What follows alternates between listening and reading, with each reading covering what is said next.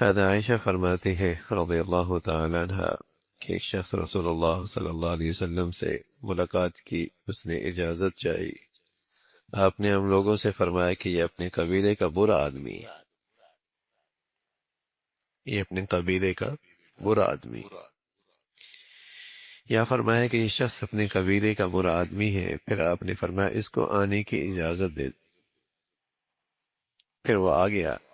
آپ نے اس کے ساتھ گفتگو بہت نرمی سے فرمائی۔ جب وہ چلا گیا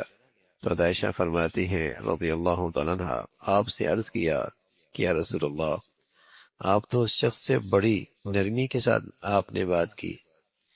اور پہلے آپ نے اس کے بارے میں وہ بات فرمائی تھی کہ وہ اپنے قبیلے کا برا آدمی ہے، آپ نے تو اس سے بہت نرمی سے بات کی ہے،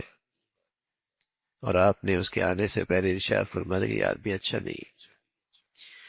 پیارے رسول صلی اللہ علیہ وسلم نے ارشاد فرمایا کہ اللہ کے نزدیک درجے کے لحاظ سے وہ بدترین آدمی قیامت کے دن وہ ہوگا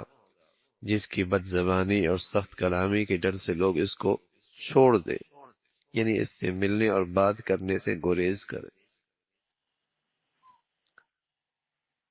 ایک تو یہ سبق دیا کہ ہماری گفتگو تو ہمارے اخلاق کے لحاظ سے، ہمارے اپنے اخلاق کے لحاظ سے، باقی اللہ کے ہاں وہ شخص بہت برا ہے جس کی بد زبانی اور سخت کلامی کے ڈر سے لوگ اس سے ملنے سے گریز کر، اس سے ملنے ہی نہ چاہے، یار یہ آدمی زبان کا اچھا نہیں، یہ آدمی ملاقات کے قابل نہیں۔ تو رسول اللہ صلی اللہ علیہ وسلم نے فرمایا یہ برا آدمی ہے۔ آپ علیہ الصلوۃ والسلام کے جواب کا حاصل یہی ہے کہ اگر کوئی آدمی شریر اور برا ہو، جب بھی اس سے بات نرمی سے اور شریفانہ طریقے سے کرنی چاہیے، نہ کہ بد زبانی اور سخت کلامی سے، اس لیے کہ اس کا نتیجہ یہ ہوتا ہے کہ آدمی ایسے شخص سے ملنے اور بات کرنے سے گریز کرنے لگے۔ ٹھیک ہے وہ برا آدمی ہے، وہ اپنے قبیلے کا اچھا انسان نہیں ہے، لیکن ہم نے تو پھر بھی اپنے اخلاق پہ رہنا ہے، اپنے قدروں میں رہنا ہے۔ ہم نے تو بدتمیز آدمی کے ساتھ بدتمیزی نہیں کرنی، تو ہم نے تو اپنے اخلاق کا اور اپنی شخصیت کا خیال رکھنا ہے۔ اس لیے کہ اگر آدمی سخت کلامی سے بات کرے گا اور برے رویے سے بات کرے گا تو لوگ اس سے بات کرنے سے گریز کریں گے،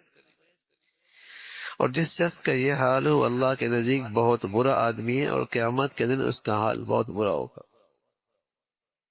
تو آپ علیہ الصلوۃ والسلام نے ایک تو آنے سے پہلے اس کے متعلق اطلاع دے دی، اور غالباً یہ اطلاع اس لیے دی تھی کہ وہ اس کے سامنے محتاط ہو کر بات کرے۔ اب تک وہ آیا نہیں، اور آپ نے کیا فرمایا، یہ شخص اپنے قبیلے کا اچھا آدمی نہیں ہے،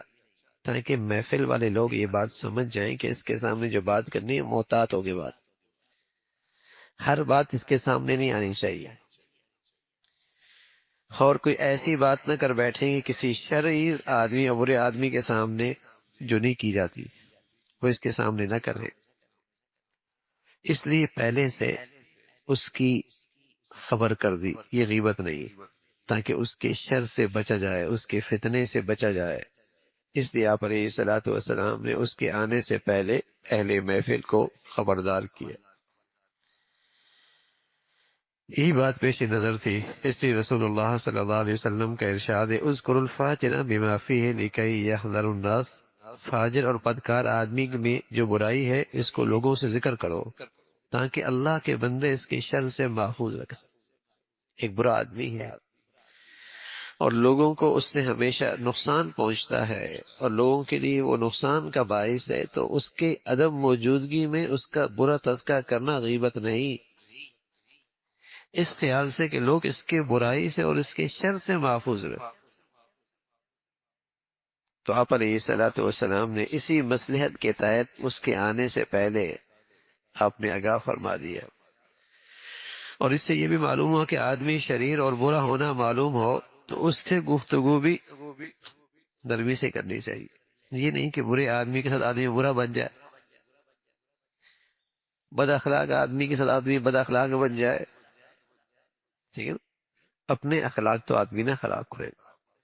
اور اپنی اچھائی پر تو جسے کہیں کہ اپنی اچھائی کر سے کہیں کہ وہ تو اپنی اچھائی اور اپنی اخلاق اور اپنی قدریں تو خراب نہ کرے نا اس کی خاطر، اس کے لیے۔ تو آپ علیہ الصلوۃ والسلام نے یہ بھی بتایا کہ ایک آدمی برا ہے تب بھی اس سے بات نرمی سے کرنی چاہیے۔ حضور علیہ الصلوۃ والسلام کے بارے میں آتا ہے کہ جب وہ شخص آیا تو آپ علیہ الصلوۃ والسلام کے چہرے پہ انبساط، مطلب یہ کہ آپ جس آدمی سے آپ نے خندہ پیشانی سے آپ نے ملاقات کی، اس سے معلوم ہو کہ بعض لوگوں کا یہ خیال کہ جن لوگوں کی برائی اور بدکرداری ہم جانتے ہیں اس سے اچھی طرح ملنا بھی نہیں چاہیے، یہ درست نہیں۔ اپنے اخلاق کا اظہار کرنا چاہیے اور اپنی اچھائی اس کے سامنے بھی رکھنی چاہیے۔ ایسا نہیں کہ برے آدمی سے آدمی اچھے انداز سے نہ ملے۔ رسول اللہ صلی